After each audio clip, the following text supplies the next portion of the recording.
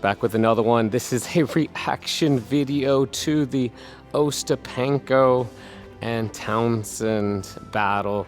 I usually leave those alone, but on this one I'm going to chime in. History will look very, very poorly on how Ostapenko handled that whole situation. That is a big no-no from her, and Townsend did a fantastic job. The difference between mental weakness and mental fortitude, Ostapenko needs to work on that skill. Townsend passed with flying colors. Ostapenko, a side note, if she's looking for an apology, she should give one to the ball kid that she hurdled a racket at a few years back and did not get a disqualification. I do want to remind people of that.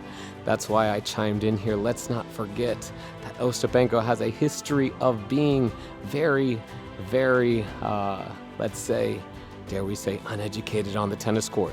So if she's going to drop the uneducated for Townsend, I believe that is a poor form and completely inaccurate. Ostapenko uneducated on many levels, but let's not forget throwing a racket at a ball kid and not receiving a suspension. Beyond what I can think of there.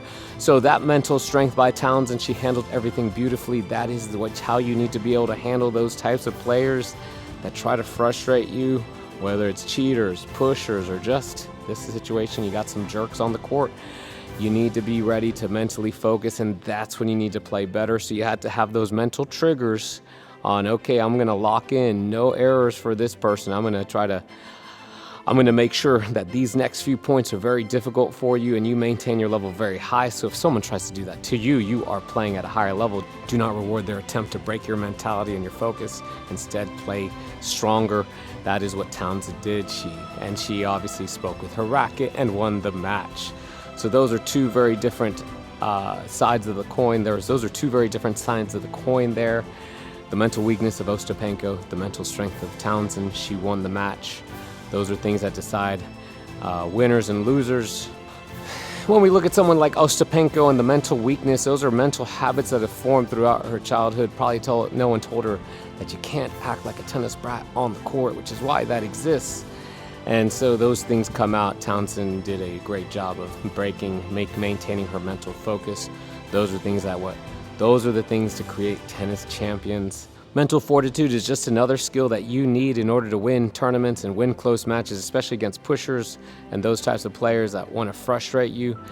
If you want a very complete training series on how to handle those types of players, click the link down below. It is a free training series. So I think we know who was right and who was wrong. Comment down below.